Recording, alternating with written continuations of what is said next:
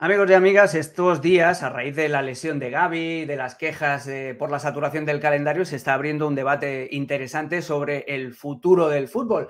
Y mira, he juntado a tres grandes conocedores y grandes amigos también para echar un cafetito juntos y para hablar de esto, precisamente de los cambios que requeriría o no el mundo del fútbol. Y vamos a utilizar como excusa unas declaraciones de Gerard Piqué, el exfutbolista del Barça y ahora metido a empresario, en un foro precisamente sobre negocios y deporte, y dijo esto.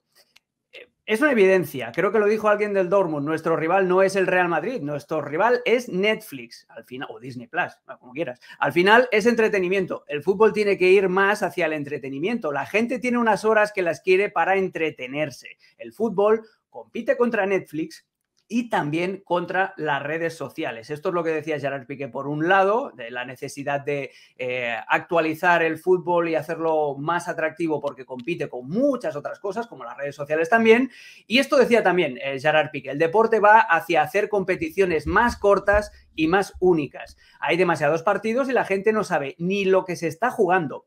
Y luego a nivel deportivo, el nivel baja. Si se juntaran y dijeran, vamos a hacer un calendario de menos partidos, pero que fuera más premium, en vez de ligas de 20, ligas de 16 o hasta ligas de 14. Barak Feber, Fernando Palomo, Mauricio Pedrosa, de todas estas ideas, ¿con cuál os quedáis? A mí me gusta mucho, Fer, lo que dice Gerard Piqué de reducir las ligas, por ejemplo.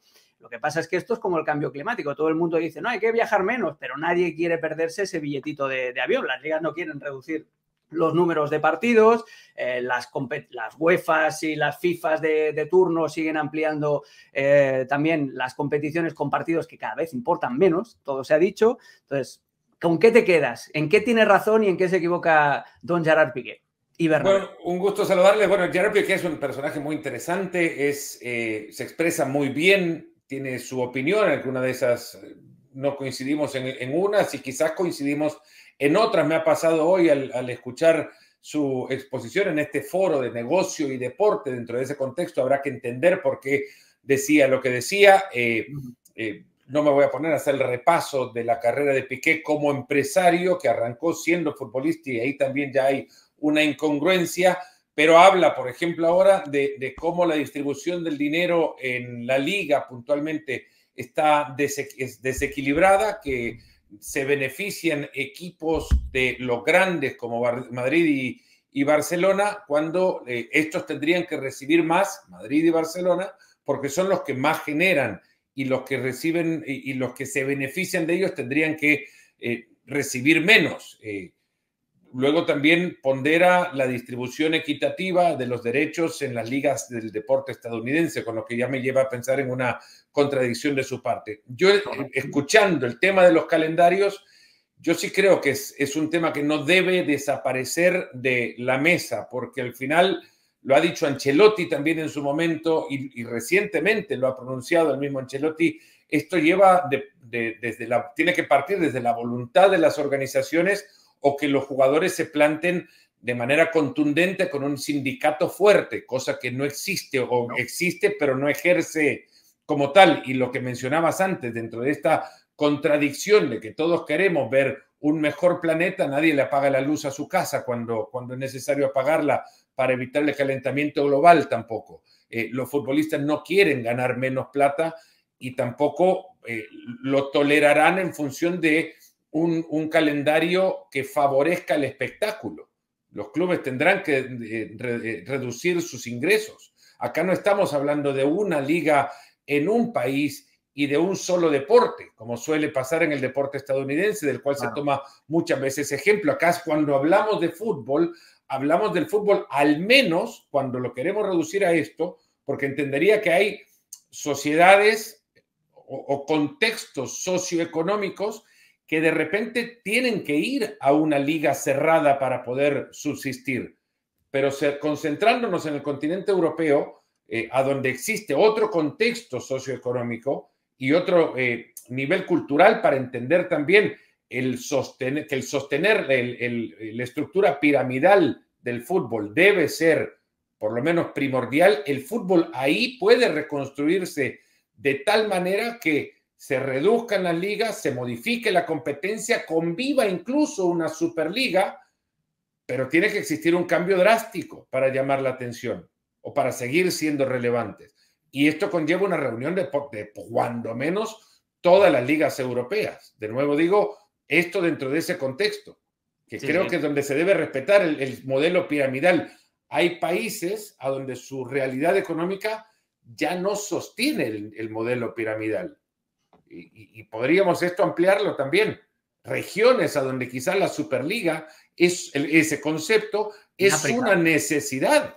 En África acaba de echar a andar una Superliga africana por eso del contexto, pero en el caso de Europa no puedes comparar, y yo que nací allí puedo hablar con conocimiento de causa, no puedes comparar la NFL con el fútbol europeo, porque la NFL al final es un deporte que solo se juega en Estados Unidos y que tiene un pool de jugadores muy reducido. El fútbol es un deporte global y el fútbol en Europa está arraigado desde hace 150 años y está estructurado con esa pirámide y está tan arraigado en la cultura de los aficionados que solo los seguidores externos, prácticamente casi todos externos, de los más grandes, de Real Madrid, de Barcelona, de los que saben que van a entrar en esa élite, empujan por ello. ¿Qué querías decir, Mauricio?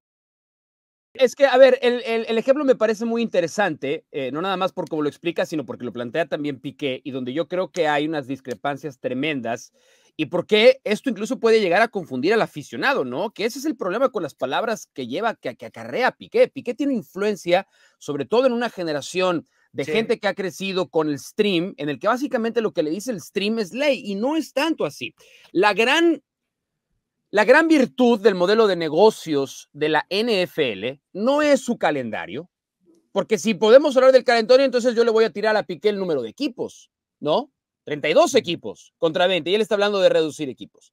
Pero el gran secreto es la manera en cómo todos los dueños jalan para el mismo lado. Y el público los dueños designan a un comisionado que se encarga del negocio y que obviamente toma órdenes de los dueños, pero los dueños entienden perfectamente que siendo todas entidades iguales, ¿no? Los 32 equipos son sociedades anónimas de capital variable para que ya cada quien lo acomode a como quiere en sus términos regionales. Pues son empresas. Los equipos de fútbol americano son empresas y los 32 son propiedad de un dueño y el dueño tendrá sus socios y ellos nombran a un comisionado. Por eso la liga económicamente funciona como funciona, porque hay un plan, hay una filosofía, hay una manera de entender las cosas. En el fútbol, y no nos vayamos al fútbol europeo, el fútbol español, nada más limitándonos a España, es imposible, sobre todo con la discrepancia de ideas que hay, pues no entre dueños, porque no hay dueños, pero entre los presidentes de los clubes. Entonces, ahí es donde creo que tenemos que ser también nosotros muy precisos en encontrar las diferencias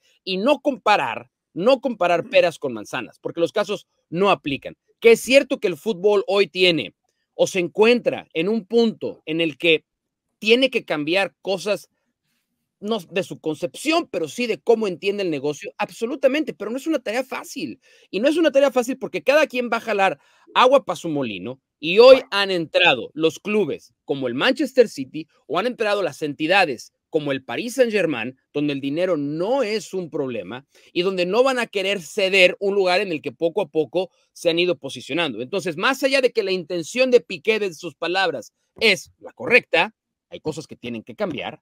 En la práctica, al día de hoy, se ve muy difícil que algo vaya a cambiar. Algo importante, algo toral. Sí, algo que vaya a la raíz del problema. Hay una cosa que me hace gracia, Barak, de las declaraciones de Piqué cuando dice esto de no, la gente ya no sabe qué competición se está jugando, qué partidos. Yo creo que ahí hace una demagogia tremenda, porque cuanto más corto es el torneo, más fácil es... Muy bien la Supercopa. ¿Cómo? No, que él sabía muy bien que la Supercopa existía, por ejemplo. Por ejemplo, sí. Y su amigo Rubi también. Pero a mí hay una cosa que me hace una trampa tremenda cuando dice eso de no, la gente ya no sabe.